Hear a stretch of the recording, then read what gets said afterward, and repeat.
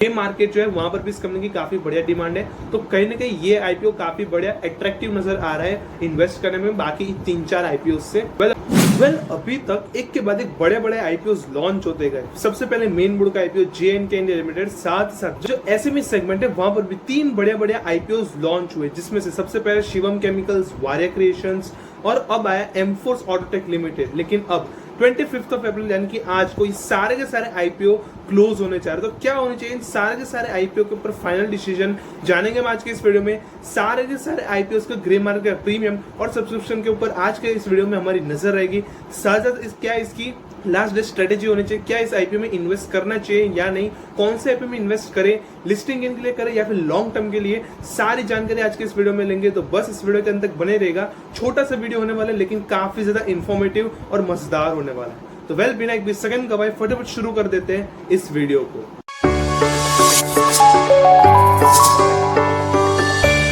तो वेल अगर हम सबसे पहले मेन बोर्ड के आईपीओ JNK इंडिया लिमिटेड के साथ ही शुरुआत करेंगे तो इस कंपनी के सब्सक्रिप्शंस पे नजर डाल लेंगे तो एंकर इन्वेस्टर्स 1 टाइम सब्सक्राइब हो चुके हैं, 0.67 टाइम्स QIB कैटेगरी सब्सक्राइब हो चुकी है, NI category total 1.18 time subscribe हो चुकी है, रिटेल कैटेगरी 1.12 टाइम सब्सक्राइब हो चुकी है। टोटल ये जो आईपीओ है वो 1 टाइम सब्सक्राइब हो चुका है, ऑलरेडी सब्सक्राइब हो चुका है। तो अगर हम इस कंपनी के GMP के बारे में बात कर लेंगे तो इस कंपनी का GMP लगभग 25 रुपए का दिखाई दे रहा है। वही पर अगर हम JNK इंडिया लिमिटेड के आईपीओ साइज की बात कर लेंगे, टोटल ये आईपीओ 649 का टोटल इश्यू साइज है, 649 करोड़ का, जिसमें से आधा फ्रेश इश्यू है और आधा लगभग OFS है, जिसमें से ये आईपीओ पूरा 1 टाइम सब्सक्राइब हो चुका है डे 2 के ऊपर।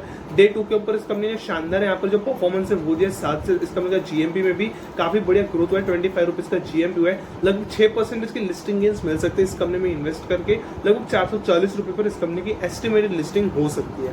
वेल अगर हम आगे बढ़ेंगे वारिया क्रिएशंस के ऊपर नजर डालेंगे तो इस कंपनी के अगर हम सब्सक्रिप्शंस देखेंगे, मार्केट मेकर 1 टाइम सब्सक्राइब हो चुके हैं, NI कैटेगरी 0.27 टाइम सब्सक्राइब हो चुकी है, रिटेल कैटेगरी 3.63 टाइम्स, टोटल ये जो आईपीओ है वो 1.94 टाइम सब्सक्राइब हो चुका है। वही पर इस कंपनी के GMP के बारे में जान लेंगे तो इस कंपनी का GMP हाल फिलहाल 0 रुपीज यानी कि अभी तक डेटा शो ही नहीं किया गया है इस कंपनी का वेबसाइट पर। तो कहीं ना कहीं जो वारिया क्रिएशंस लिमिटेड है वो ज्वेलरी साइड पर ज्यादा झुकी हुई है। जो गोल्ड है, जो सेमी प्रेशियस मटेरियल्स है, उसकी ये कंपनी मार्केट में होलसेलिंग में ट्रेडिंग करते हैं। तो ये कहीं ना कहीं ये जो कंपनी है लगभग 20 करोड़ का ये कंपनी आईपीओ लाई थी, जिसमें से ये आईपीओ 1.94 यानी कि ऑलमोस्ट 2 टाइम सब्सक्राइब हो चुका है डे 2 के ऊपर।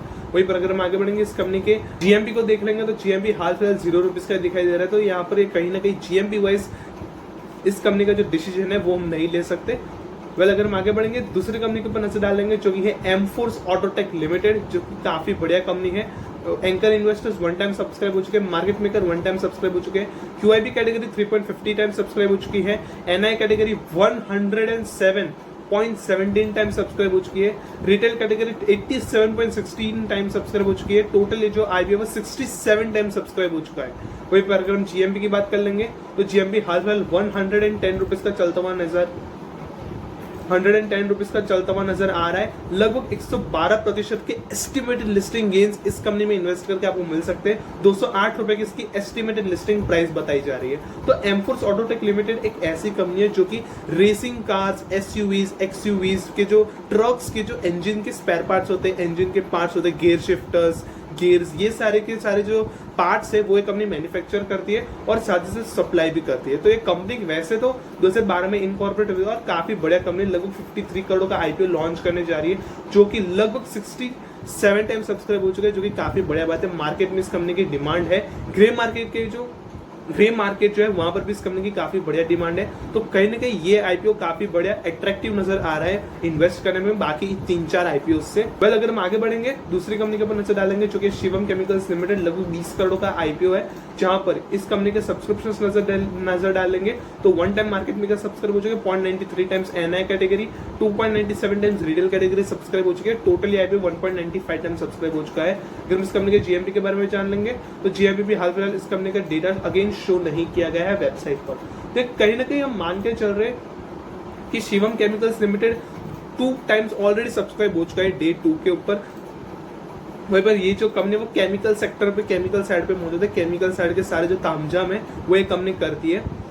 तो कहीं ना कहीं इन 4 आईपीओस JNK इंडिया लिमिटेड जो कि मेन बोर्ड का आईपीओ और 3 SME सेगमेंट के आईपीओस जो कि सबसे पहले Emmforce Autotech Limited, Shivam chemicals limited और आखिरी में बचता है वारिया क्रिएशंस लिमिटेड। ये सारे के सारे आईपीओस के डे 2 के सब्सक्रिप्शंस और JMP को देखने के बाद कहीं ना कहीं ये एमफोर्स ऑटोटेक लिमिटेड जो कहीं ना कहीं एक ऐसा आईपीओ नजर आ रहा है जहां पर इन्वेस्ट करके बढ़िया अपॉर्चुनिटीज कमाने की मिल सकती है, क्योंकि 67 टाइम्स आईपीओ ऑलरेडी सब्सक्राइब हो चुका है, 87 टाइम्स रिटेल कैटेगरी ने यहाँ पर इन्वेस्टमेंट्स किए, 107 times NI category, QIB 3.50 times, market maker 1 times, anchor investors 1 time. अगर आप लिस्टिंग इन के लिए भी अप्लाई करना चाहते हो तो इस आईपीओ में कर सकते हो। साथ ही साथ जो कंपनी है वो काफी बढ़िया परफॉर्मेंस दे रही है पिछले कुछ सालों से, फाइनेंशियल वाइज भी कंपनी शानदार है, बस जो डेब्ट टू इक्विटी है वो कंपनी वो कहीं ना कहीं जो इस कंपनी के लिए प्रॉब्लम क्रिएट कर सकते हैं, बाकी एक कंपनी तो शानदार है। तो अगर हम फाइनल डिसीजन की बात करेंगे तो JNK इंडिया लिमिटेड के सब्सक्रिप्शंस के मुताबिक 1 टाइम से आईपीओ सब्सक्राइब हो चुका है। डे 2 की अगर हम डे 2 की बात करें, वारिया क्रिएशंस देख लेंगे 1.94 लगभग 2 टाइम सब्सक्राइब हो चुका है।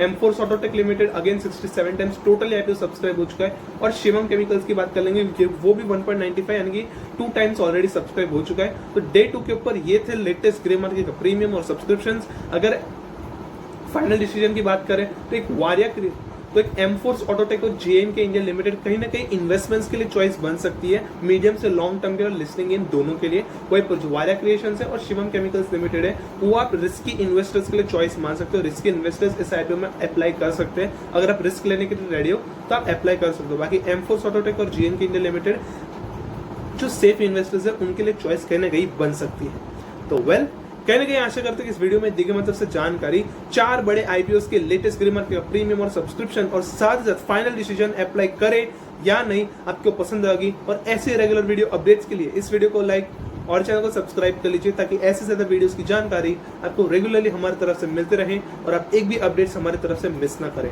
तो मिलते हैं आगे ऐसे ही मजेदार से अगले वीडियो में।